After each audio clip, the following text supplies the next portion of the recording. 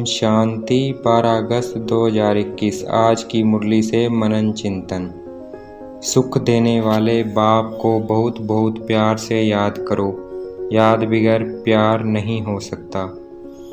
बाप बच्चों को रोज रोज याद का अभ्यास करने का इशारा देते हैं, क्योंकि याद से ही आत्मा पावन बनेगी। याद से ही पूरा वर्षा ले सकेंगे। आत्मा के सब बंधन खलास हो जाएंगे, विक्रमों से मुक्त हो जाएंगे, सजाओं से छूट जाएंगे। जितना याद करेंगे उतना खुशी रहेगी, मंजिल समीप अनुभव होगी। कभी भी थकेंगे नहीं, वेद का सुख पाएंगे। बाप को सदैव याद करते रहेंगे तो बहुत हर्षित रहेंगे। देह अभिमान आने से ही वह खुशी गायब हो जाती है। देही अभिमानी बनते हो तो बाप को याद करते हो। देह अभिमान में आने से बाप को भूल दुख उठाते हो। जितना बाप को याद करेंगे उतना बेहद का बाप से सुख उठाएंगे। यहाँ तुम आए हो ऐसा लक्ष्मी नारायण बनने। तुम जानते हो हम पावन दुनिया में जा रहे हैं। जो ब्राह्मण बनेंगे वही निमित्त बनेंगे। ब्रह्मा मुख वंशावली ब्राह्मण बने बगैर तुम बाप से वर्षा ले नहीं सकते। बाप बच्चों को रचते ही हैं वर्षा देने के लिए। शिव बाबा के तो हम हैं ही, वह नई सृष्टि रचते हैं बच्चों को वर्षा देने के लिए।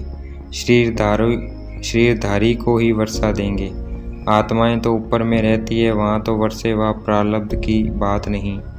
तुम अभी पुरुषार्थ कर प्रारब्ध ले रहे हो, जो दुनिया को पता नहीं है। अब समय नज़दीक आता जाता है। यूं तो सेंटर पर आने से नई नई पॉइंट सुनते रहेंगे। अगर किसी कारण से नहीं आ सकते हैं, बरसात पड़ती है अथवा कर्फ्यू लगता है, कोई बाहर नहीं निकल सकते, फिर क्या करेंगे? बाप कहते हैं हर्जा नहीं, कहाँ भी रहते तुम याद में रहो। चलते फिरते याद करो।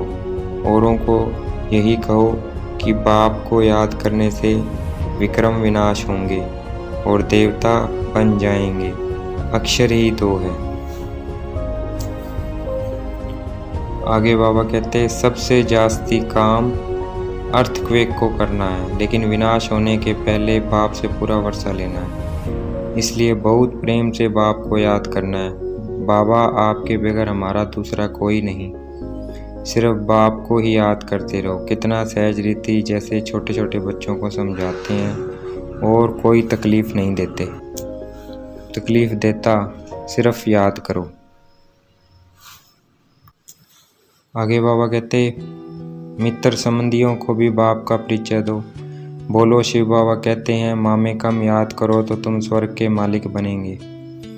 निराकार शिव बाबा सर्व का सदगति दाता बाबा सब आत्माओं को कहते हैं मुझे याद करो तो सतो प्रधान बन जाएंगे। यही समझाना तो सहज है ना। आज की मुरली का वरदान।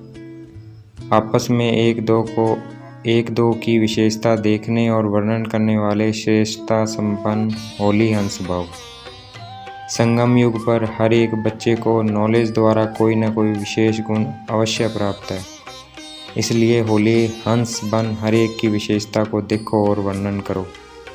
जिस समय किसी की भी कमजोरी देखते या सुनते हो तो समझना चाहिए कि यह कमजोरी इनकी नहीं है, मेरी है। क्योंकि हम सब एक ही बाप के, एक ही परिवार के, एक ही माला के मन के हैं। जैसे अपने कमजोरी को प्रसिद्ध नहीं करना चाहते, ऐसे दूसरे की कमजोरी का भी वर्णन नहीं करो। होली अंश माना विशेषताओं को ग्रहण करना और कमजोरियों को मिटाना। आज की मुरली का स्लोगन। समय को बचाने वाले तीव्र पुरुषार्थी ही सदा विजयी है। अच्छा, ओम शांति। शुक्रिया मीठे बाबा, शुक्रिया।